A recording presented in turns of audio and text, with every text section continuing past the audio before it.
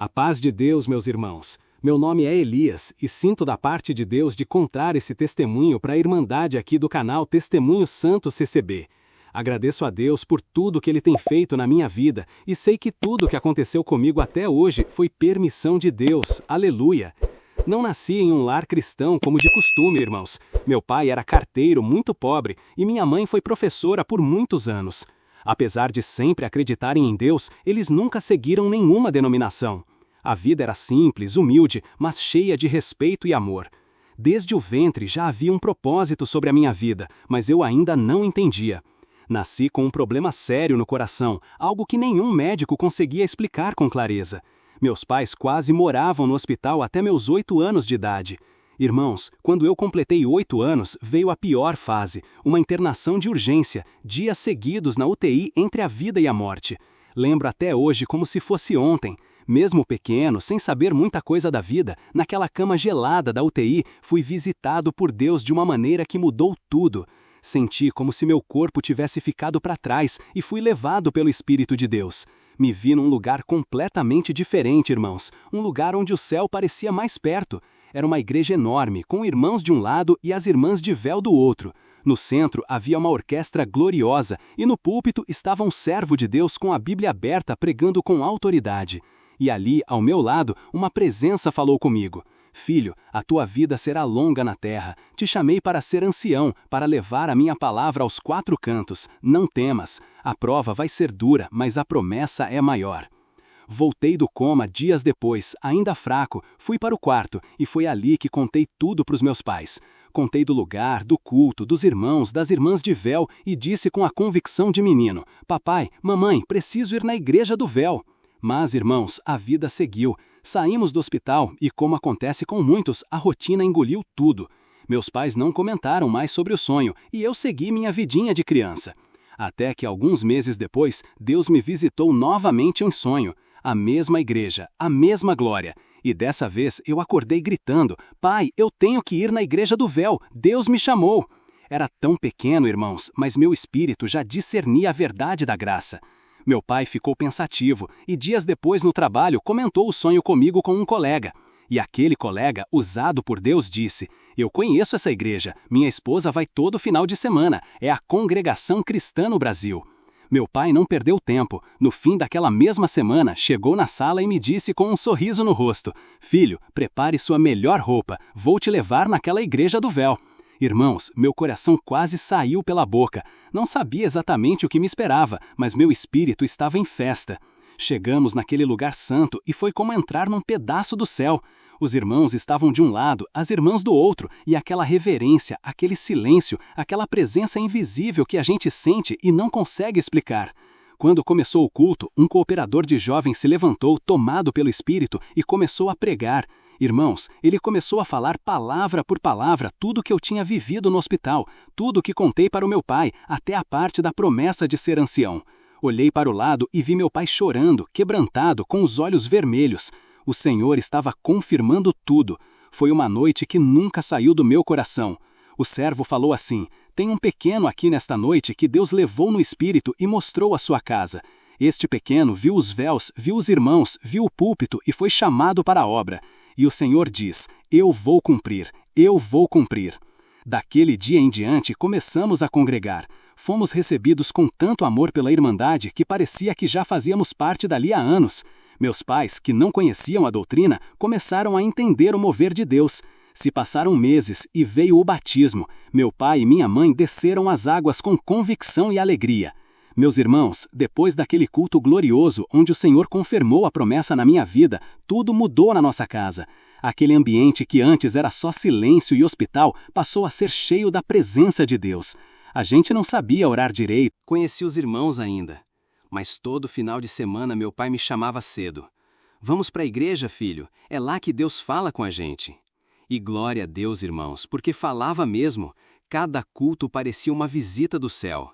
A gente chegava, se ajoelhava e a paz de Deus cobria a alma de um jeito que é difícil de explicar com palavras humanas. Minha mãe, mesmo um pouco mais resistente no começo, começou a sentir também. Ela sempre foi uma mulher de coração bom, mas era mais racional, mais reservada. Só que o Espírito de Deus tem o jeito manso de convencer, irmãos. E foi num culto de jovens e menores que ela não aguentou.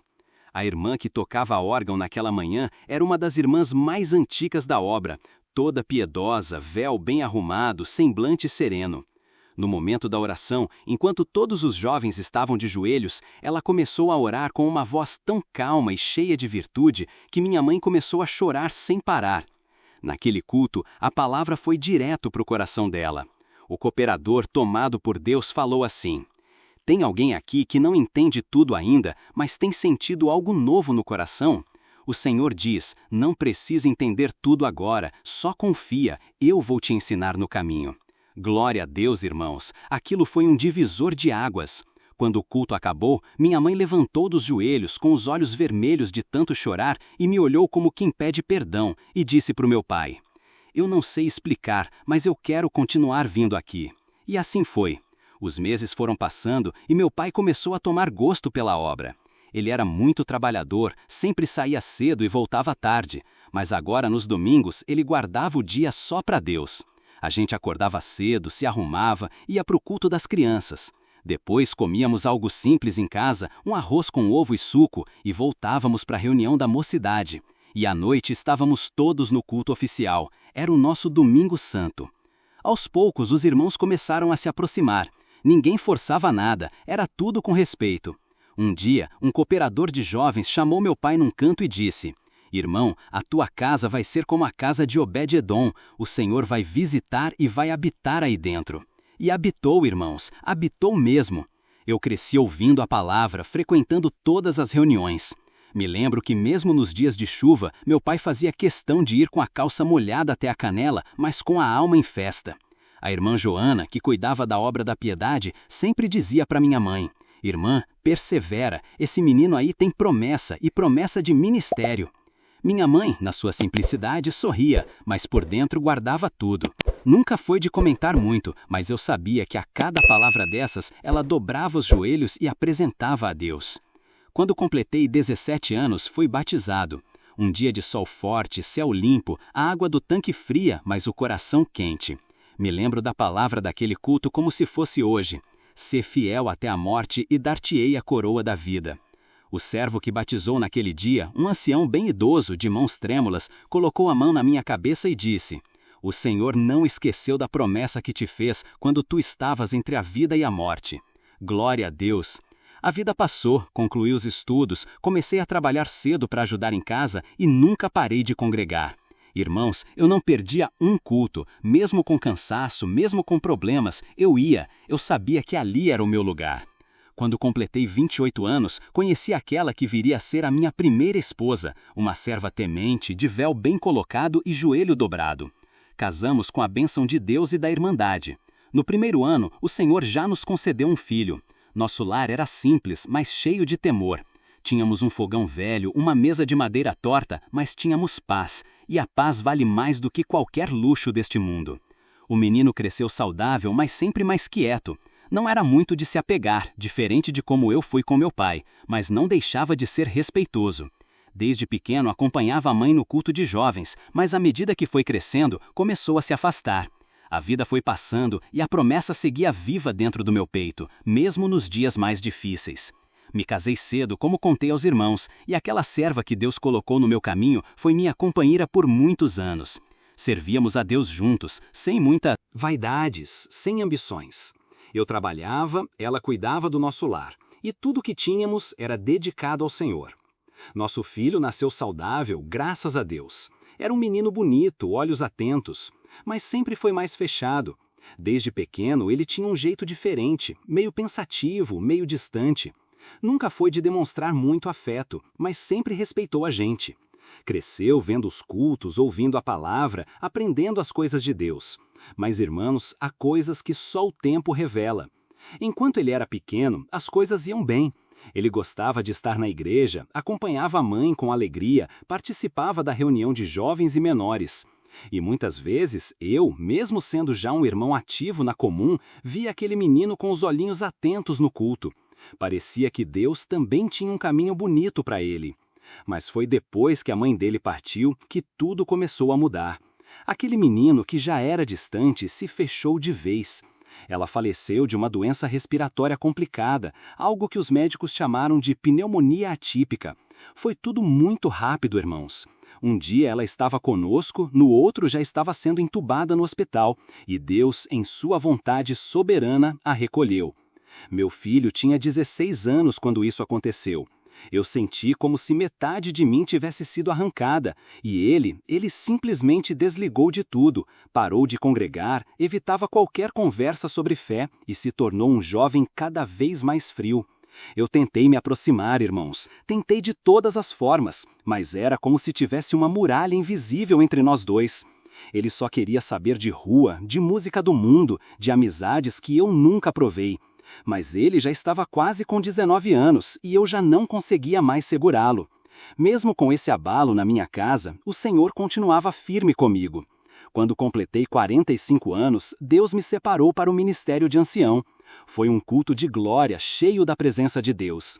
O servo que estava atendendo foi tomado de uma forma que a igreja inteira sentiu. A palavra naquele dia foi assim: Eu sou o Senhor, que levanta do pó o abatido e do monturo tira o necessitado para o fazer assentar entre os príncipes. Naquela noite, os irmãos vieram um a um me abraçar. Muitos choravam, outros diziam: Deus é fiel, irmão Elias. A promessa se cumpriu e eu só sabia glorificar. Eu lembrava daquele quarto de hospital, da visão que tive na UTI aos 8 anos e entendia que cada lágrima, cada vale, cada luta foi preparação para o que Deus havia reservado. Mas mesmo na bênção, o coração apertava, porque a cadeira do meu filho estava vazia naquele culto, ele nem apareceu. Fiquei em paz, entreguei nas mãos de Deus. Passaram-se 3 anos da minha separação e o ministério começou a me cobrar uma decisão. Eu ainda era moço, tinha só 48 anos e um ancião não podia viver sozinho, ainda mais com tantos compromissos da obra. Os irmãos, sempre com carinho, vinham até mim. Irmão Elias, ora a Deus, pede direção. Deus ainda tem uma companheira para a tua jornada. Fui orar. Comecei a pedir sinais. Não queria errar. Não queria casar por carência ou por pressão. Queria direção do céu. Foram meses em oração. Eu era discreto, não comentava com ninguém, mas toda madrugada dobrava os joelhos e apresentava a mesma petição. Senhor, se for da tua vontade, mostra. Eu não quero seguir no impulso, nem no sentimento. Me mostra a tua serva e confirma.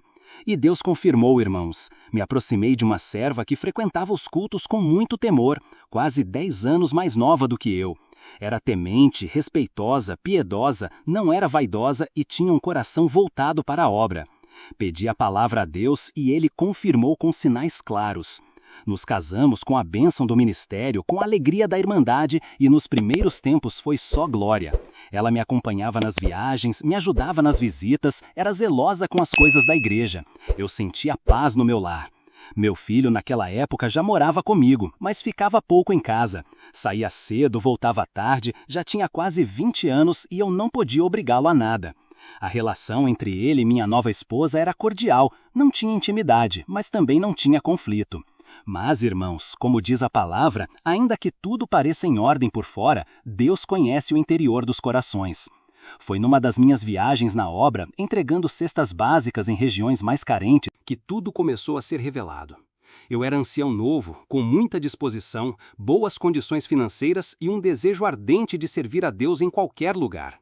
Me lembro que certa vez fui designado para um roteiro de quase 15 dias, cruzando vários estados. Chamei minha esposa e disse: prepara as malas, vamos viajar juntos. É muita estrada, mas Deus vai nos usar. Ela me olhou e hesitou. Amor, eu não estou muito bem. Acho que estou gripando. Fiquei meio tonta hoje. Fiquei preocupado, mas aceitei. Era uma viagem longa e talvez ela realmente não aguentasse. Fiz uma oração antes de sair, mas confesso, meu coração estava apertado. Parecia que alguma coisa não estava certa. Mesmo assim, segui viagem. Durante aquele mês, percorri mais de 2.500 quilômetros entre visitas, cultos e ações de caridade. Em um dos últimos dias, fui até uma cidadezinha pequena, com poucos irmãos, e ali entregamos algumas cestas básicas para famílias muito humildes. Após a entrega, oramos. E naquela oração, irmãos, algo glorioso aconteceu. A glória de Deus desceu naquele lugar. Veio uma virtude tão forte que até as crianças ficaram quietas. Um silêncio cheio de presença tomou conta.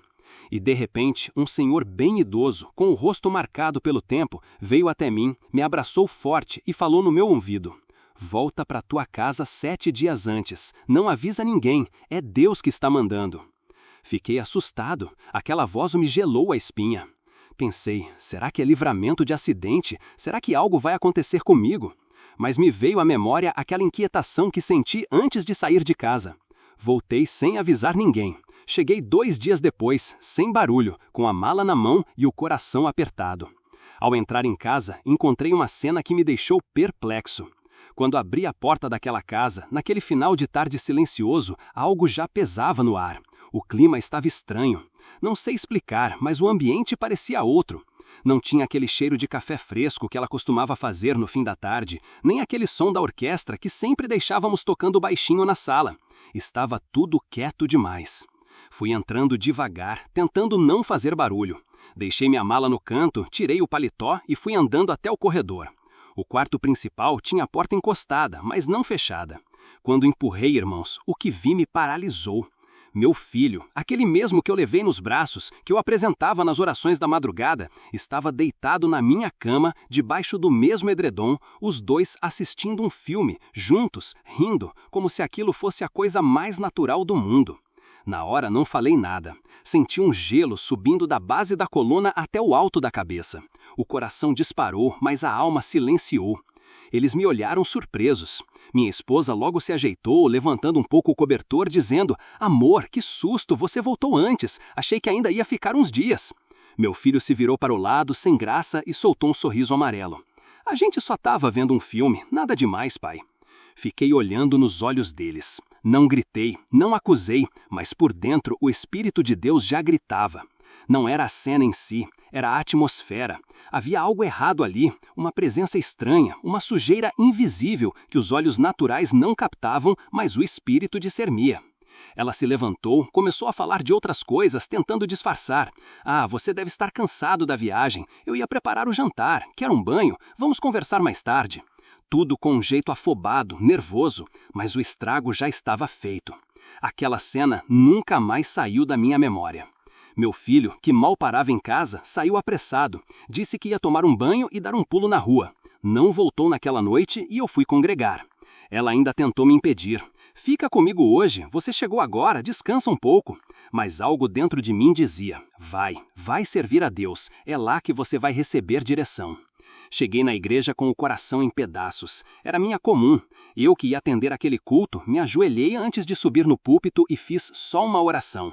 "Senhor, se tu ainda habitas nesta casa, fala comigo, me confirma, porque eu estou suportando um peso que só o teu Espírito pode carregar comigo."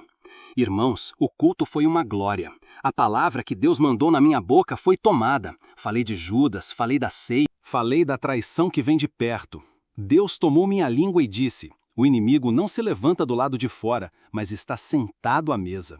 O que põe a mão contigo no prato é quem prepara o beijo da traição." Que presença, irmãos!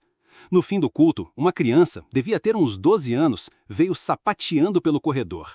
Tomada pelo Espírito Santo, me abraçou com força, chorando, e falou em línguas no meu ouvido. Naquele momento, o céu se abriu. Depois das línguas, ela disse com voz clara: "Deus manda te dizer, ela está te traindo com teu filho, mas eu sou Deus na tua vida e a minha justiça é que vai prevalecer. Não temas, eu cuido de ti." Voltei para casa com o coração em paz. Ela estava dormindo no nosso quarto, mas eu não entrei, fui direto para o quarto de hóspedes. Deitei em silêncio e ali mesmo agradeci a Deus por não ter me deixado enganado. Irmãos, é uma dor que corta como lâmina, mas quando Deus revela, também fortalece. Nos dias que seguiram, fiquei mais calado. Observava, esperava. Eu não podia tomar nenhuma decisão sem provas. Era do ministério. Sabia que um divórcio sem motivo claro traria escândalo, mal-entendidos. Tinha que esperar a mão de Deus agir. Ela tentava agir normal, me tratava com carinho, mas era forçado. Quando eu falava em ir para o culto, ela dizia: "De novo, amor, fica um pouco mais comigo, você já serve tanto." Mas eu sentia no espírito. Ela estava com medo, sabia que estava errando e sabia que eu estava buscando em Deus o discernimento. 7 dias se passaram. No 8º, ela me deu um beijo apressado e disse: "Amor, vou fazer as unhas, depois vou no salão ajeitar o cabelo e à noite volto." Assenti com a cabeça sem falar nada. Minutos depois, notei que o quarto do meu filho estava vazio também. Dobrei os joelhos e fiz uma oração curta, mas sincera. Senhor, se hoje for para me mostrar tudo, então mostra. Tira esse véu de dúvida. Não quero viver em suspeita, quero viver na verdade. Na hora, meus olhos se fecharam e vi algo, uma visão, um letreiro vermelho e dourado brilhando na escuridão. O nome de um motel famoso, desses mais caros, dos de alto padrão. Era uma imagem rápida, mas nítida. Fiquei em silêncio. Pensei, será que pode ser só coisa da minha cabeça? Ou, então é o inimigo tentando confundir. Mas o Espírito falou, vai, espera e eu te mostro. Só confia. Peguei o carro, fui até a frente daquele motel, estacionei numa rua lateral escondido e fiquei ali parado. 3 horas.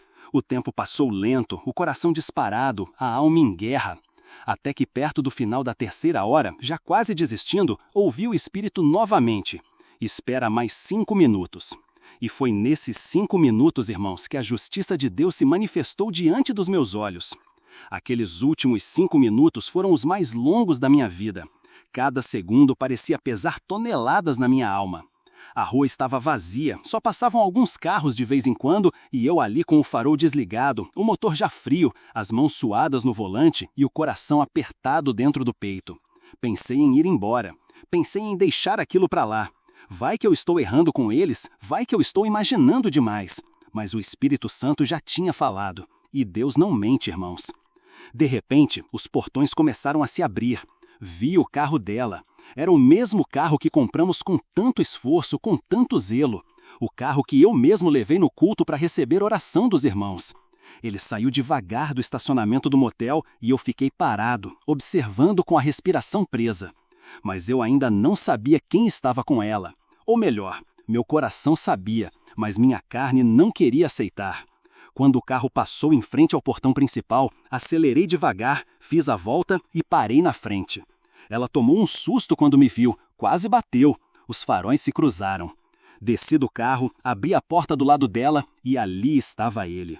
Meu filho, o meu sangue, o menino que embalei nos braços com febre, o mesmo que ajoelhei tantas vezes para apresentar nas orações, o mesmo que via quando pequeno me ouvindo pregar no púlpito.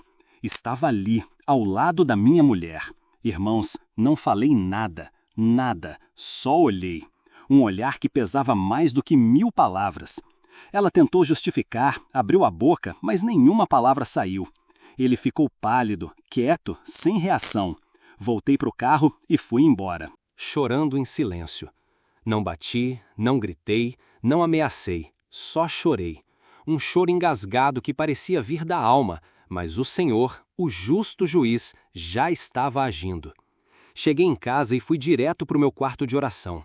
Ajoelhei ali com o rosto no chão, como nunca tinha me ajoelhado antes, e falei: Senhor, se tudo isso é permissão tua, então me dá a estrutura. Não quero ser confundido, não quero errar com ninguém, não quero agir pela carne. Me dá a paz, me mostra o caminho. Fiquei ali por horas, em silêncio, só gemendo, e a presença de Deus começou a descer naquele quarto. O céu se abriu ali. Senti como se o próprio Deus estivesse me abraçando.